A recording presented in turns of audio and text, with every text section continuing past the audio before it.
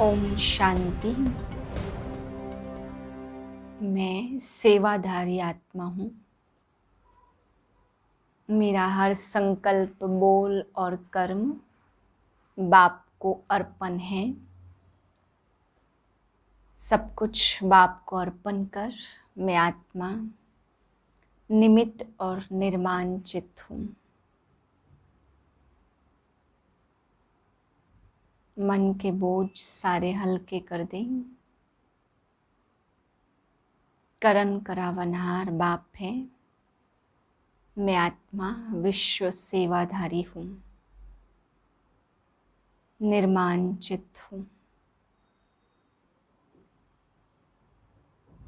इसी नम्र चित स्थिति में स्थित होकर आज के महावाक्य सुनते हैं।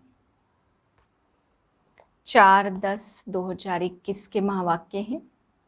आज बाबा हम बच्चों को समझा रहे हैं कि बच्चे, तुम्हें याद करने के लिए, पुरुषार्थ करने के लिए, चार्ट रखने के लिए तरह तरह की युक्तियाँ रचनी हैं। जब युक्तियाँ रचेंगे तभी बाबा ने कहा अच्छी रीति याद कर सकेंगे, नहीं तो थक जाएंगे। फिर बाबा समझा रहे कि एक दूसरे को आपको अनुभव सुनाना है कि सारे दिन हम कितना याद में रहे, भोजन करते समय कितना याद में रहे, कभी कोई दर्दनाक सीन दिखाई दी तो हमारी स्थिति कैसी रही। आपस में ऐसे अनुभव शेयर करने चाहिए। फिर बाबा समझाते कि तुम बच्चे संपूर्ण पावन बनेंगे तभी संपूर्ण पावन दुनिया आएगी और तुम्हें संपूर्ण पावन शरीर मिलेगा। बाजोली के खेल के लिए बाबा आज समझा रहे हैं कि बच्चे, जो साधु संत हैं वो कलाबाजी करते हुए तीर्थों पर जाते हैं। वो यादगार है कि तुम बच्चे ब्राह्मण से देवता, फिर क्षत्रिय, वैश्य, शूद्र, शूद्र से फिर ब्राह्मण बनते हो। तो पहले चोटी चढ़ते हो, फिर पैर की तरह बनते हो, फिर से चोटी बनते हो। तो बाबा कहते हैं ये कलाबाजी तुम्हारे स्वदर्शन चक्र का यादगार है। वह कलाबाजी करते लेकिन उन्हें प्राप्ति कुछ नहीं है, बस इतनी प्राप्ति है। बाबा कहते हैं वो अपने साथ कुछ लेकर नहीं जाते तो उनको भोजन का प्रबंध हो जाता है। फिर बाबा समझा रहे कि तुम बच्चों को केवल एक फिक्रात रखनी है कि हम बाप को कैसे याद करें, कैसे पावन बने, और कोई भी फिक्रात तुम्हें नहीं होनी चाहिए। यज्ञ के लिए बाबा ने बताया ये यज्ञ परमात्मा आके रचते हैं, तो रुद्र ज्ञान यज्ञ कहा जाता, कृष्ण ज्ञान यज्ञ कह न सके। फिर बाबा समझा रहे कि बनी बनाई बन रही, अब कुछ बननी नाही, चिंता ताकि कीजिए जो अनहोनी होए, होनी तो होकर रहेगी, अनहोनी ना होए। तो बाबा समझा रहे हैं कि बच्चे, जब अनहोनी होनी ही नहीं है, जो भी होनी है वही ड्रामा में नूद है, जो वही हो रहा है, तो चिंता किस बात की करें। इसलिए तुम्हें सदा ड्रामा पे अटल निश्चय होना चाहिए, चिंता किसी भी बात की ना रहे। आप पे ही बाबा कहते अपने टीचर बनो, अपने आप को खुद ही पढ़ाओ, खुद ही उन्नति करो। आप पे ही अपने टीचर बनते हैं तो अपने आप को श्रेष्ठ बना सकते हैं। फिर बाबा समझाते याद में ही विघ्न पड़ते हैं, और किसी चीज़ में विघ्न नहीं पड़ते, लेकिन याद में बहुत विघ्न आते हैं। तो ब्रह्मा बाबा अपना अनुभव सुना रहे हैं कि बच्चे, भोजन करता हूँ, बाबा को याद करता हूँ, लेकिन फिर भूल जाता हूँ। पूरा भोजन करते बीच बीच में भूल जाता हूँ, सेवाएं याद आ जाती हैं। तो बाबा कहते हैं जब मैं ही भूल जाता हूँ तो बच्चों की क्या हालत होगी। इसलिए बाबा समझा रहे कि माया याद में ही विघ्न डालती है, इसलिए तुम बच्चों को ध्यान रखना है। सारी मेहनत बाबा ने बताई याद में ही है, कभी भी याद में थकना नहीं है। कितनी भी मेहनत करनी पड़ी, कितनी भी युक्तियाँ रचनी पड़ी, लेकिन बाबा ने कहा याद करना है, मेहनत पूरी करनी है। फिर बाबा साक्षात्कार के लिए समझा रहे हैं कि तुम बच्चों को साक्षात्कार कराए कि कैसे सोने चांदी की खानियाँ सतयुग में भरपूर हो जाएंगी, नई खानियाँ निकलेंगी, क्या क्या सतयुग में होगा, तुम बच्चों को सारा साक्षात्कार कराया। फिर बाबा समझाते हैं कि कई बच्चे बाबा को पत्र भी नहीं लिखते हैं, कई बच्चे चार्ट लिखते लिखते थक जाते हैं। तो बाबा कहते बच्चे, जब इतने प्यारे बाप से तुम मिले हो, जो तुम्हें स्वर्ग का वर्षा देते, जो तुम्हें इतना ऊंच श्रेष्ठ बनाते, तो ऐसे बाप को पत्र तो लिखना चाहिए। मीठे बच्चे, बाप को याद करने की भिन्न भिन्न युक्तियां रचो, पुरुषार्थ कर चार्ट रखो, थको नहीं, तूफानों में अडोल रहो। प्रश्न है, बच्चों को अपना कौन सा अनुभव आपस में एक दो को सुनाना चाहिए। उत्तर है, हम बाप को कितना समय और कैसे याद करते हैं। भोजन के समय बाप की याद रहती है या अनेक प्रकार के विचार आ जाते हैं। बाबा कहते, बच्चे ट्राई करके देखो, भोजन पर बाप के सिवाय दूसरा कुछ याद तो नहीं आता। फिर आपस में एक दो को अनुभव सुनाओ। दूसरी पॉइंट है, कोई भी दर्दनाक सीन देखते हमारी स्थिति कैसी रही, इसका भी अनुभव सुनाना चाहिए। गीत है लाख जमाने वाले। ओम शांति। मीठे मीठे बच्चे, अब बेहद के बाप को कैसे भूलेंगे, जिससे बेहद का वर्षा मिलता है, जिसको आधा कल्प से याद करते थे। यह तो समझाया है कि मनुष्यों को कभी भगवान नहीं कहा जाता। तो अब जबकि बेहद का बाप मिला है, उसकी याद में ही करामत है। जितना पतित पावन बाप को याद करेंगे उतना पावन बनते जाएंगे। तुम अपने को अब पावन कह नहीं सकते हो जब तक अंत हो। जब संपूर्ण पावन बन जाएंगे तो शरीर छोड़ देंगे। जब सतयुग में नया शरीर मिले तो संपूर्ण कहेंगे, अब हमने 84 का चक्र पूरा किया, फिर नया चक्र शुरू होता। बच्चे जानते, पहले जमुना का कंठा है जहाँ पर परिस्तान बनना है। बच्चों को बहुत अच्छी रीति समझाया जाता, पहले पहले तो बाप को याद करो। भगवान पढ़ाते, वही बाप टीचर गुरु है, वह भला याद रखो। बाबा ने यह भी समझाया कि तुम बाजोली खेलते हो, वर्णों का चित्र भी जरूरी है। सबसे ऊपर है शिव बाबा और फिर है चोटी ब्राह्मण। यह समझाने के लिए बाबा कहते हैं, अच्छा यह बुद्धि में रखो कि हम 84 जन्मों की बाजोली खेलते हैं। अब संगम है बाप, जास्ती समय नहीं रहते, फिर भी 100 वर्ष तो लगते हैं ना। उथल पथल पूरी हो फिर राज्य शुरू हो जाता। महाभारत लड़ाई तो वही है जिसमें अनेक धर्म विनाश और एक धर्म की स्थापना हो रही है। तुम्हारी कलाबाजी तो वंडरफुल है ना। तुमको पता है फकीर लोग कलाबाजी खेलते, तीर्थों पर जाते। मनुष्यों की श्रद्धा तो रहती है ना, तो उन्हों को कुछ न कुछ दे देते हैं। परवरिश उन्हों की होती रहती है, क्योंकि ऐसे मनुष्य अपने साथ क्या उठाएंगे। बाबा तो इन सब बातों का अनुभवी है। बाबा ने रथ भी अनुभवी लिया है, गुरु भी किए, देखा भी बहुत कुछ, तीर्थ भी किए। अब बाबा कहते, बाजोली तो याद कर सकते हो। हम अभी ब्राह्मण हैं, फिर देवता क्षत्रिय बनेंगे। यह है सारी भारत की बात। बाबा ने समझाया, और धर्म तो जैसे बाई प्लाट हैं। बाप ने तुमको ही तुम्हारे 84 जन्मों की कहानी बताई है। सेंसिबल जो हैं वह हिसाब से समझ सकते।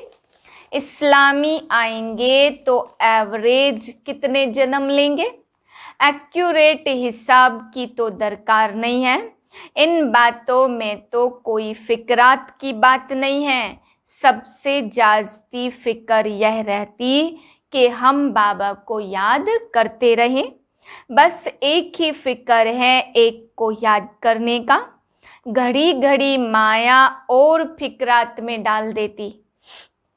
इसमें माया फिक्र में बहुत डालती है। बच्चों को याद करना ही चाहिए, अब हमको घर जाना है। स्वीट होम किसको याद नहीं आएगा। मांगते भी हैं शांति देवा, भगवान को कहते हैं हमको शांति दो। अब तुम बच्चे जानते हो यह पुरानी दुनिया खत्म हो जानी है।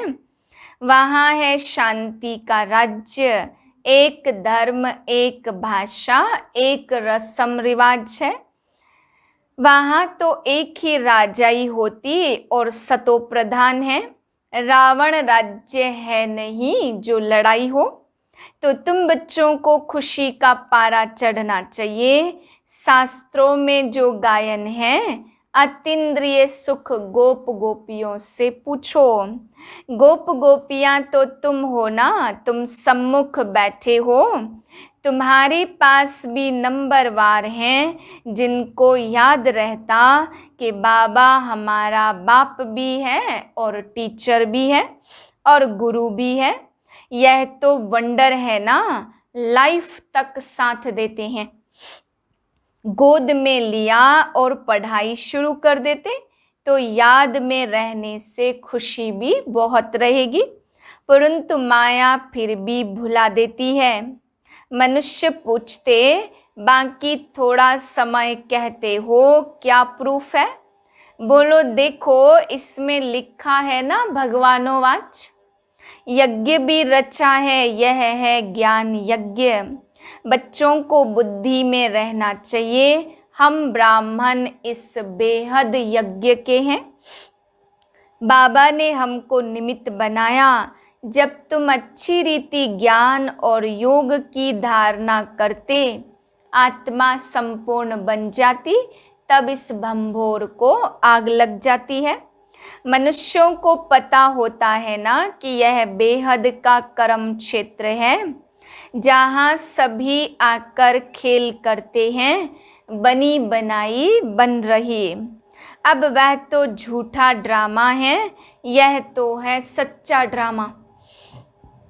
ड्रामा में कोई दर्दनाक सीन देखते तो मनुष्य देखकर रोने लगते हैं, परंतु तुमको दुख के आंसू नहीं आने चाहिए। साक्षी होकर ड्रामा को देखना। जानते हो यह ड्रामा है, इसमें रोने की क्या दरकार है? पास्ट इज पास्ट, कब विचार भी नहीं करना चाहिए। तुम आगे बढ़ते बाप को याद करते रहो और सबको रास्ता बताते रहो। बाबा तो राय देते, त्रिमूर्ति के चित्र तुम्हारे पास बहुत हैं। क्लियर लिखा हुआ है, यह शिव बाबा और यह वर्षा। तुम बच्चों को यह चित्र देखने से बहुत खुशी होनी चाहिए। बाबा से हमको विष्णुपुरी का वर्षा मिलता। पुरानी दुनिया तो खत्म होनी है ना, बस यह चित्र सामने रख दो। इसमें खर्चा तो कुछ भी नहीं है, झाड़ भी बहुत अच्छा है। रोज सवेरे उठकर विचार सागर मंथन करो। अपना टीचर आपे ही बनकर पढ़ो। बुद्धि तो सबको है, चित्र अपने घर में रख दो। हर एक चित्र में फर्स्ट क्लास ज्ञान है। कहते हैं विनाश होगा तो तुम्हारी बाप के साथ प्रीत है ना। कहते भी है सतगुरु मिला दलाल के रूप में। तो तुम्हें कितनी अच्छी अच्छी बातें समझने समझाने के लिए मिली हैं, फिर भी माया का पंप बहुत है। 100 वर्ष पहले यह बिजली गैस आदि थोड़ी थी। आगे वाइसराय आदि 4 घोड़े की 8 घोड़े की गाड़ी में आते थे। आगे साहूकार लोग गाड़ी में चढ़ते थे। अब तो विमान आदि निकल पड़े हैं। आगे यह कुछ नहीं था। 100 वर्ष के अंदर देखो क्या हो गया है। मनुष्य समझते यही स्वर्ग है। अब तुम बच्चे जानते हो स्वर्ग तो स्वर्ग है। यह सब पाई पैसे की चीजें हैं, इनको कहा जाता आर्टिफिशियल पंप। अब तुम बच्चों को यही फुरना चाहिए कि हम बाप को याद करें, जिसमें ही माया विघ्न डालती है। बाबा अपना मिसाल भी बताते, बहुत कोशिश करता हूँ याद में रहकर खाऊं फिर भी भूल जाता हूँ। बाप की याद में रहकर खाओ, देखो सारा समय याद ठहर सकती है। अनुभव सुनाना चाहिए, बाबा सारा समय याद नहीं ठहर सकती, बहुत किस्म किस्म की बातें याद आती हैं। बाबा खुद अपना अनुभव सुनाते हैं। बाबा ने जिसमें प्रवेश किया यह भी तो पुरुषार्थी है। इन पर तो बड़े झंझट हैं, बड़ा कहलाना माना, बड़ा दुख पाना। कितने समाचार आते, विकारों के कारण कितना मारते, घर से निकाल देते हैं। बच्चियां कहती मैं ईश्वर की शरण में आई हूँ, कितने विघ्न पड़ते, कोई के पास शांति नहीं है। तुम बच्चों को खातिरी है, अभी पुरुषार्थ कर श्रीमत पर चल, शांति में रहते हो। इस बाबा ने यहाँ भी कई ऐसे घर देखे जहाँ आपस में मेल मिलाप में बहुत रहते, सभी बड़ों की आज्ञा पर चलते, कहते हैं हमारे पास तो जैसे स्वर्ग लगा पड़ा है। अभी बाबा तुमको ऐसे स्वर्ग में ले जाते जहाँ सब प्रकार के सुख हैं। देवताओं का 36 प्रकार का भोजन गाया हुआ है। अब तुम स्वर्ग का वर्षा बाप से लेते हो, वहाँ तो कितने स्वादिष्ट वैभव खाते रहेंगे। अब तुम उस दुनिया के मालिक बनते हो तो राजा रानी प्रजा में फर्क होगा ना। आगे राजाएं लोग बहुत भभके में रहते थे, सामने चित्र लक्ष्मी नारायण के रखे हैं। कृष्ण के लिए झूठी बातें लिख बदनामी कर दी, झूठ माना झूठ सच की रत्ती भी नहीं है। अब तुम समझते विश्व के मालिक थे, फिर 84 जन्म लेकर बिल्कुल शुद्र बुद्धि बन गए हैं। क्या हाल हो गया है, अब फिर पुरुषार्थ कर क्या बनते। बाबा पूछते भी है ना कि तुम क्या बनेंगे, तो सब हाथ उठाते सूर्यवंशी बनेंगे।